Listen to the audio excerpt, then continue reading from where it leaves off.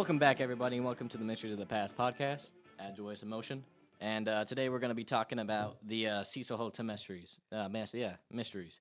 Anyways, I'm Jonathan Ray, and I'm here with Soul Purpose. and Aiden Harris. anyway. So would you like to talk about the many of the suicides that taking place at the Cecil Hotel?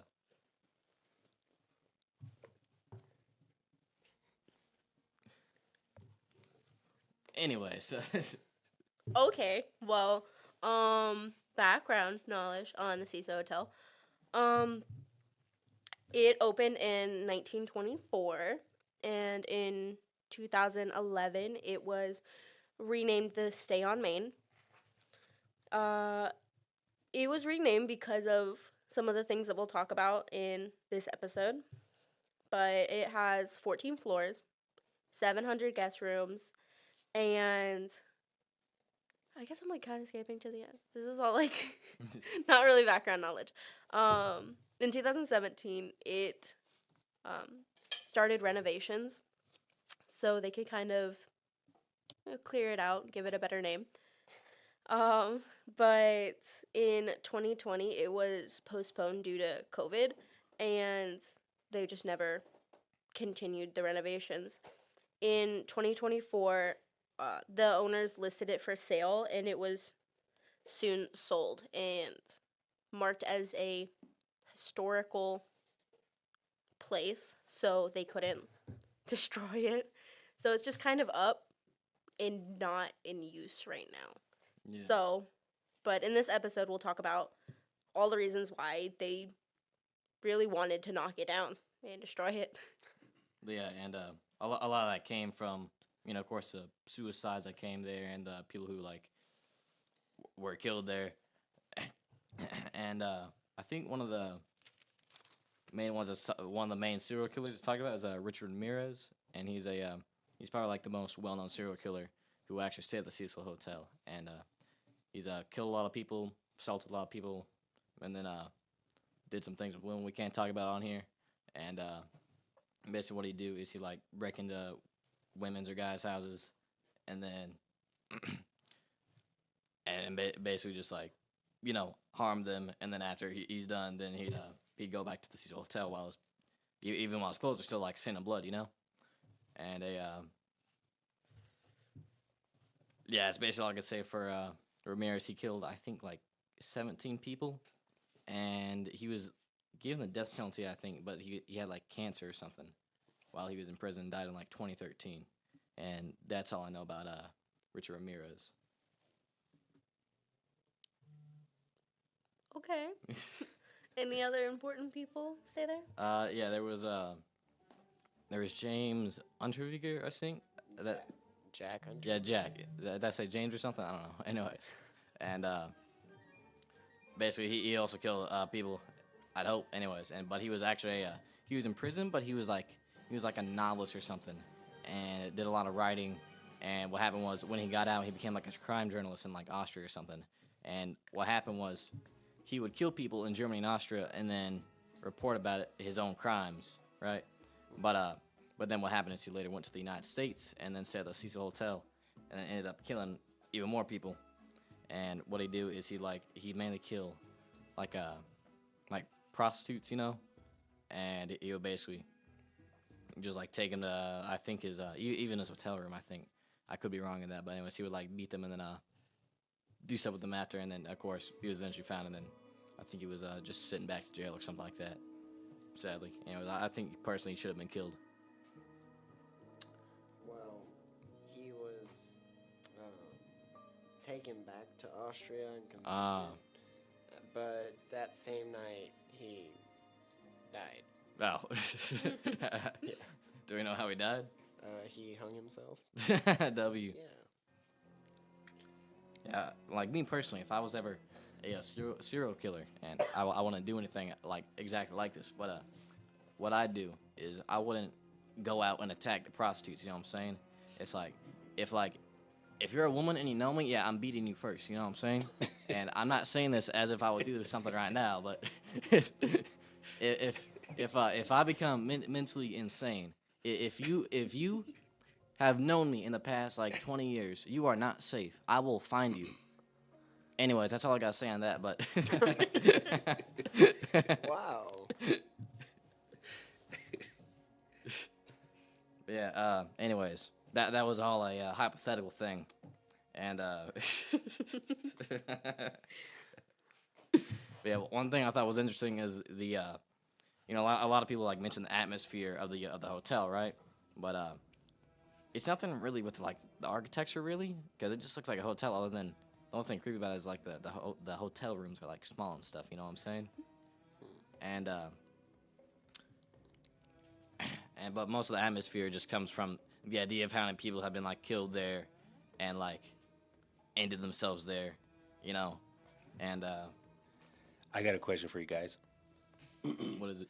Have you guys heard anything about them potentially reopening it and using it for low income families? I did hear about that, but once it was marked, I think like last year as a like historical building, they didn't want to turn it into anything else. They stopped renovating it. They stopped working on it. And so I remember I read somewhere who owned it now, but they weren't doing anything. They bought Yeah. it for not as much as it was worth. But Yeah.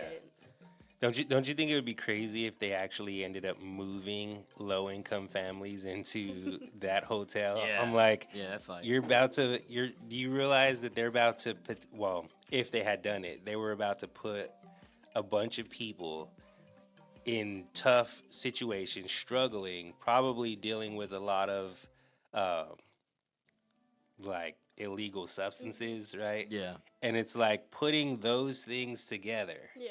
and all the paranormal activity, the like you're talking about, yeah, the whole vibe and aura of it is people killing themselves mm, and all the stuff. So could you imagine putting 600 low income families yeah. into this building? Espe- It would have been a nightmare. yeah, especially since like a lot of the I heard there was like a hotel guest there, and what happened was she stayed there for like 3 years I think, and there were like 20 or 30 deaths or something that happened, and a lot of them were like from drug overdose, and if you have a bunch of those poor families there with like a place that's known for like drug overdose, and I'm like I'm not trying to like talk bad about these families because like they're lower income, and like Cecil Hotel is like a hotel that's known for having its like prices like kind of cheap for that area, um but I think overall it'll just be bad.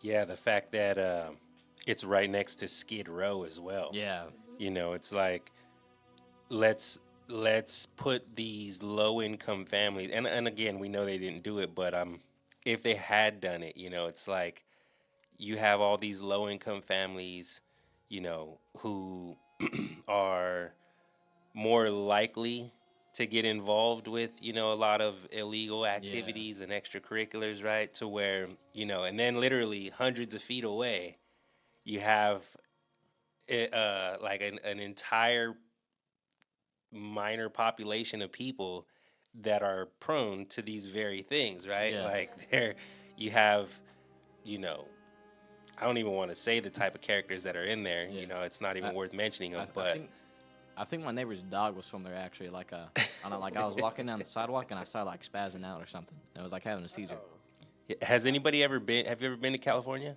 No. Like- I've I've actually been to California. I've always wanted to go to this hotel, but after it closed, I was like, oh well, I won't be able to go or Yeah. like, visit because I never wanted to stay there, but I wanted to be able to like be in the building. I don't know. I Right, thought it right. was really cool.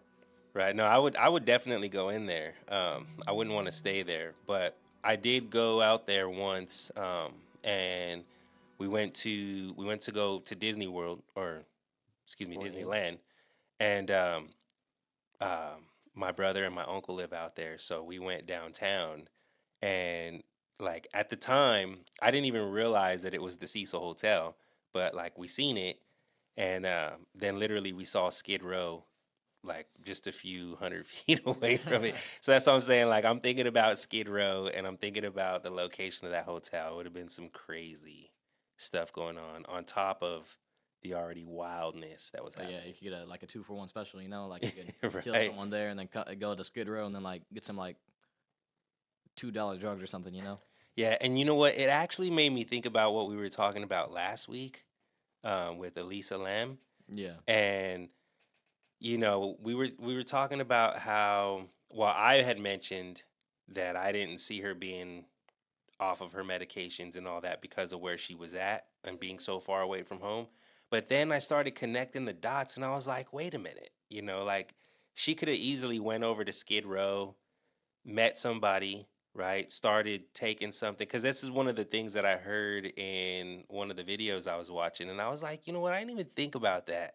Like that actually makes perfect sense. The way she was behaving, right? Um, it kind of resembled like a hallucinogenic trip.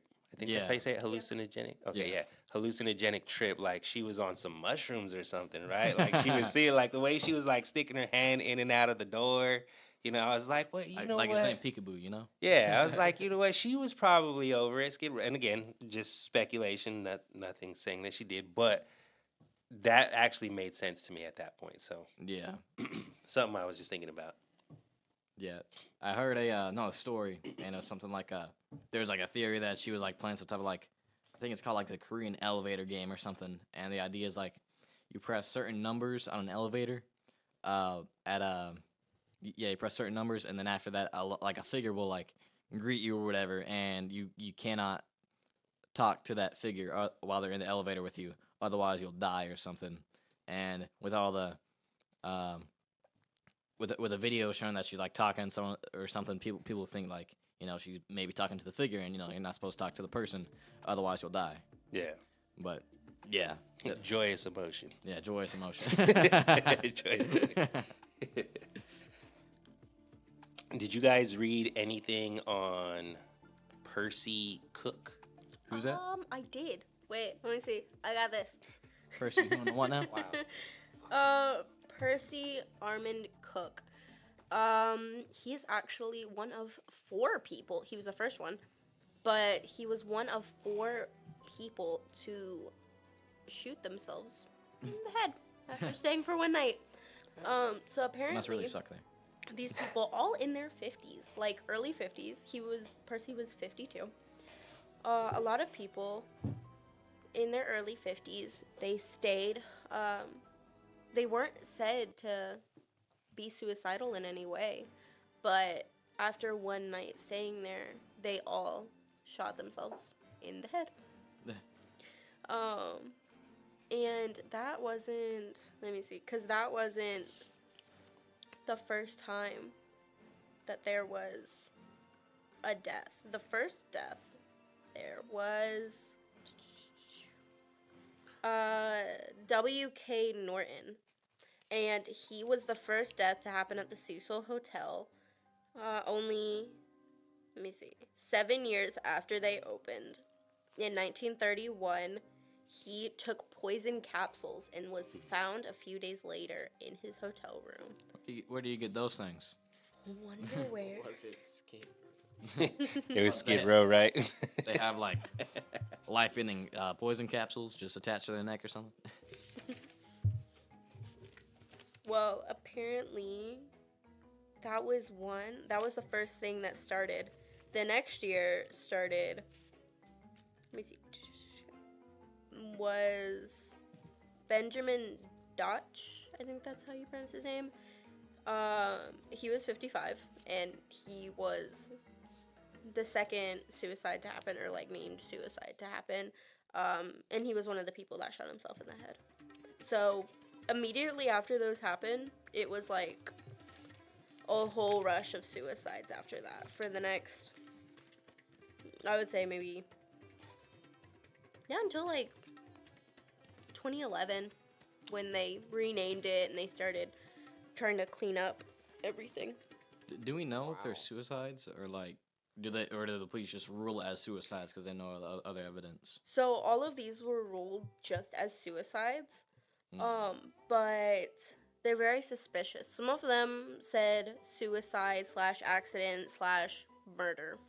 Like, they weren't completely sure. None of these, well, almost none of them, except for the ones where they were clearly found in their room, like W.K. Norton with poison capsules. That's kind of him. You could tell. Nobody really just breaks into Force fed somebody's him. room and force fed him poison capsules. Well, we don't know necessarily. You do have Skid Row right there, so somebody could have came in there and said, "No, you're gonna take these pills, buddy." But yeah, there was a lot of like quote unquote accidental deaths there, but a lot of them, like, there are some that were very suspicious. Like, I'm gonna name out a few. There were a bunch of people who fell from the building, like, I'm gonna say Grace Mongrel, Roy Grace Thompson, Robert Smith, Helen Gurney, Julia Frances Moore, Pauline Outen, Allison Lowell, and about 20 more unnamed, like unidentified bodies were marked as fell from the building. That's it. That's what their deaths were. How do you fall off a building? You know, And that how many do times? that many Yeah. people just fall off the building? Right. Oh well, many people have died like right there. I'm gonna go stand right there and like hope no one like pushes me or if I like trip on a rock, you know. A light gust of wind. By. Yeah, that lady Grace, she fell from the 9th floor Mm-hmm. out of the window. Mm. So I'm like, maybe she just came from Skid Row, and maybe she had some of those pills that Freaky pills. that Percy had, right? Or excuse me, not Percy. What was the guy who poisoned himself? It wasn't Percy. It was W.K. Norton. W.K. Norton. Yeah, maybe maybe she found some of those pills. Maybe she was in the same room. Who knows? And maybe she found some of those. She Freaked started up. feeling pretty good. She started twirling and dancing. And before you know it, she maybe tripped over a cord, fell out the window, landed on some telephone cords, Ah, yeah. and then got wrapped up. And Yeah. it was over. Just trying to be a little silly. You know, maybe those pills weren't so bad because, like, you know, if they can make you like dance and twirl, just like jump out a window, because like I don't even know how you. I'm assuming you could like move the windows out the way. I'm assuming, but I'm guessing you've never been on drugs. No, I've never been on drugs. I was gonna say, huh? I mean, I'll see it when I try. You know what I'm saying? Anyways. When, not if. Yeah, when. When. Anyways. That was funny. Joyous emotion. My bad. My bad. Also, apparently, someone who, I guess, fell off the building, like landed on a pedestrian, Oh yeah. Mm-hmm. and they both died. So Well, wasn't she like, man, I'm so sad. I'm gonna, you know, I'm gonna end myself. And then like she was trying to just like jump off, and then you know, I personally, if I like was like, man, I'm so sad, and then I like jumped off. Then you know, I wouldn't want to hurt anybody else, you know, because like you know, most people who feel like depressed are like, oh man, I'm worthless. It's like it'd be better if I was gone, man, you know. And I think it would be kind of like scary to see last second you're about to fall on someone and then hurt them, you know. And then while you already have that emotion of, oh man, I'm a burden to everyone, and man, I'm so sad, man. And then and then if that was me, you know, I'd feel like you know horrible last second. Now, of course, I feel horrible when my body hits the pavement and I die and explode everywhere. But you know. You know, the guy Roy Thompson. Well, actually, let me ask you this, because I couldn't find much information about this. One of the notes I'd put down about W.K. Norton was that I had seen on a Wikipedia list where it said that he was staying there. The note I put down, it said a week prior he checked into the Cecil Hotel under the name James Willies from Chicago. What? So, did you guys find anything on that? No, no. I did not. James. Yeah, I was that had me kind of scratching my head, and I was just I thought like, that was weird. I did notice a pattern of that. A lot of the people who went there and after a while like killed themselves, they checked in a completely different name. yeah, like there was a few of them that had aliases, and that, Yeah. that's why I was curious about that. But I didn't really find much on W.K. Norton, other than that Wikipedia list that I had found that had said that. So I tried to do a little bit of looking into it, but like no Google searches that I looked up was like bringing up information. So So out of all the names he could have chosen, he chose like James Willies or something. yeah, yeah. Okay. What if his first name was Willie or What? William? I'd feel bad for him.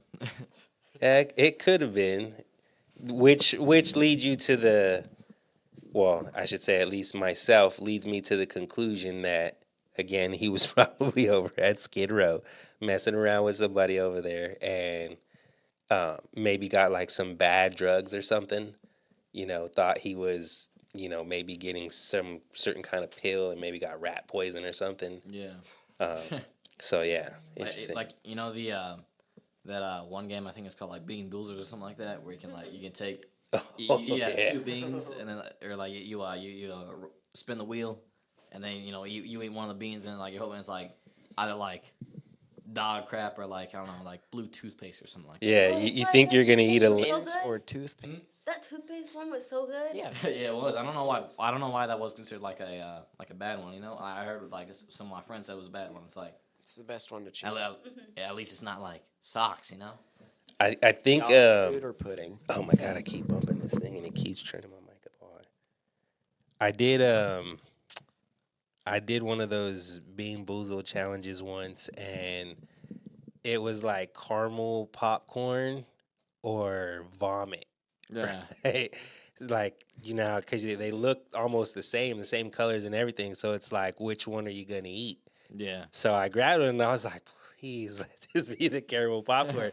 Oh my gosh, it was the nastiest taste I ever had in my mouth. I was like, I almost threw up. I kid you not. Like, I had to vomit and it was disgusting. It was nasty. I don't even know how you get that flavor and put that into a jelly bean. It's crazy. Yeah, I like squish it first, to get like a Real little smell and then like actually find the good ones, when So I'm you're just hungry. a You know what I'm saying? cheater. Well, yeah, but You like to scratch and sniff. Does it yeah. even work? What? Does that strategy even work? Sometimes. Sometimes I'll be like, this smells good or something, and then I'll find it's just like dirty dishwasher or something like that. What does that even taste like? I have no idea, bro. Probably like dirty plates or something. Anyways. Dirty plates.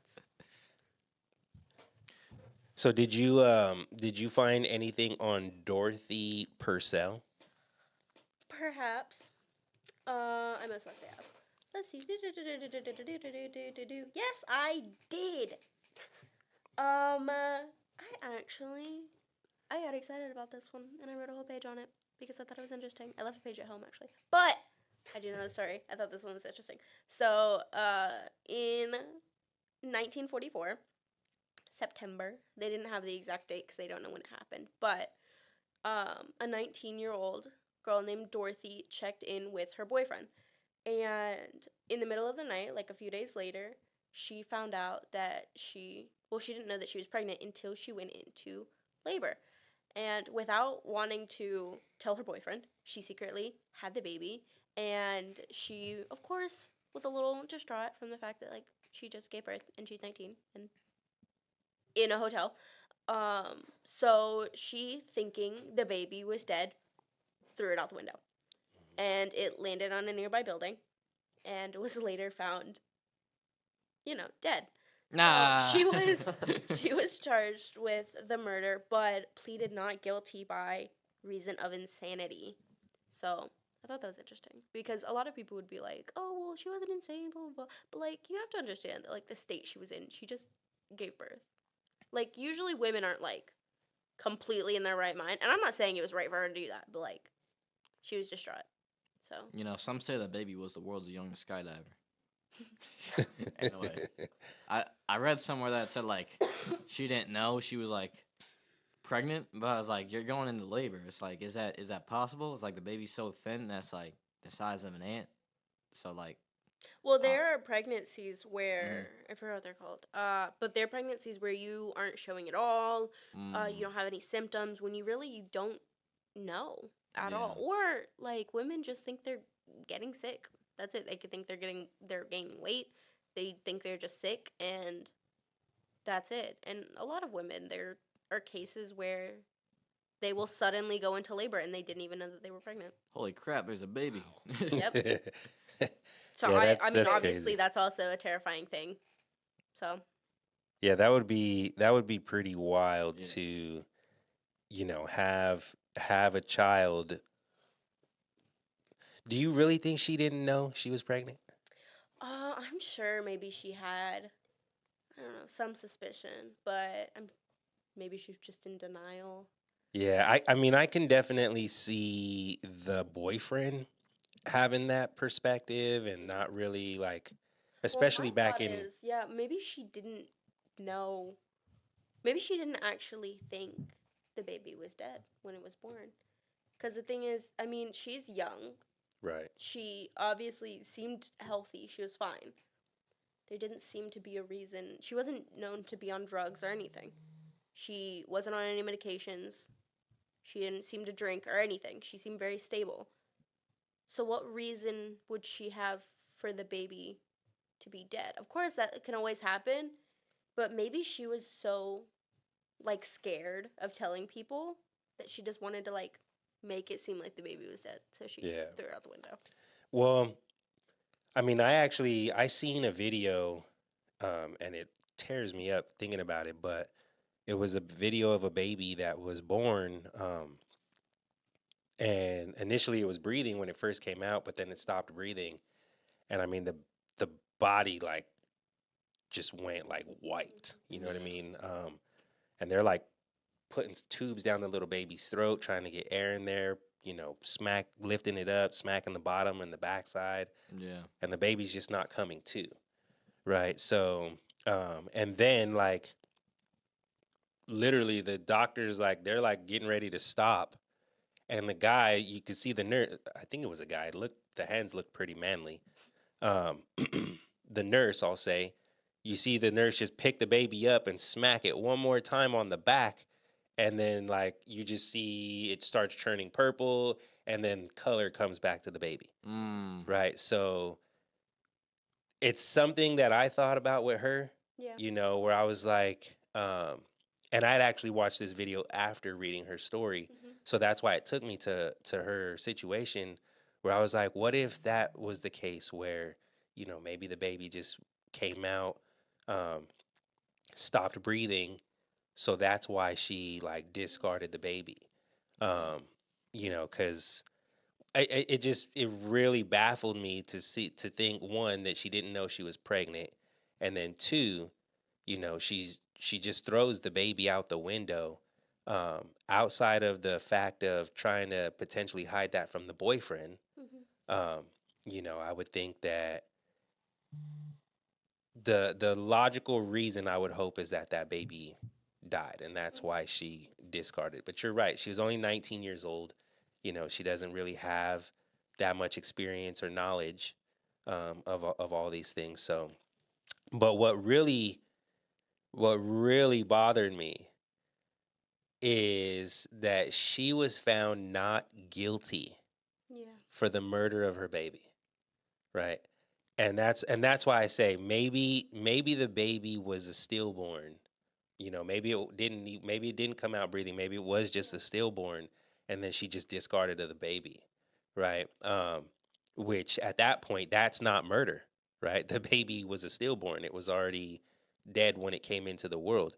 I do think it's interesting though, but she also, because a lot of cases like this, where like mothers will discard of the babies or their children even after they're dead, that's still, I forgot what it's called, but it's like unright possession of a minor's body, she still threw a child's body out the window. Right, It right. wasn't right to discard of the baby that way. So I thought it was interesting that she didn't get anything for that because Yeah. of insanity. Yeah, I was really blown away. I was like, like you have all the evidence. Mhm. Like she even said she did it. Like how is this woman getting away, right? And again, I do understand that she claimed insanity, but it's like, come on, You know, how come the baby never said anything about it? man. Not only that, like how do you do all of that? You know, how do you do all the stuff leading up to that? You're perfectly fine, right? And it's not like she came out and turned herself in. It wasn't until they found the baby, Yeah. right? Then that's when they brought it to her attention. They brought it to her and was like, what's going on? And then everything unfolds, right? So I don't know. To me, I'm just like, I don't buy the insanity claim, but I mean, Yeah. she must have had a really good lawyer. Yeah. Maybe she had like Saul Goodman or something. Well, better call Saul. That's funny. You know, I never get how, these like insanity things work. You know, some people actually think like insanity is like a psychology term, but it's actually like a legal thing. And like, I don't get how like 30% of the people who like claim insanity actually like get that. You know, it should be like maybe like 2% because most people who do that like committed like murder or something. You know, it's like it just doesn't make a lot of sense. Like even if like they had like they would have had some sort of motive for like a family member like taking their stuff or something like that, and that would be why they killed them because like the family member took something from them. It's Oh like no, my phone charger.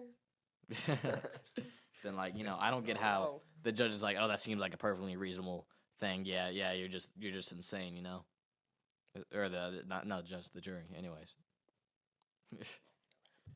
But if we don't have anything else to conclude, then I believe that'll wrap it up for this episode of Mysteries of the Past podcast. Thank y'all for watching this video or podcast, whatever y'all doing, washing the dishes or. Anyways, thank y'all and bye bye.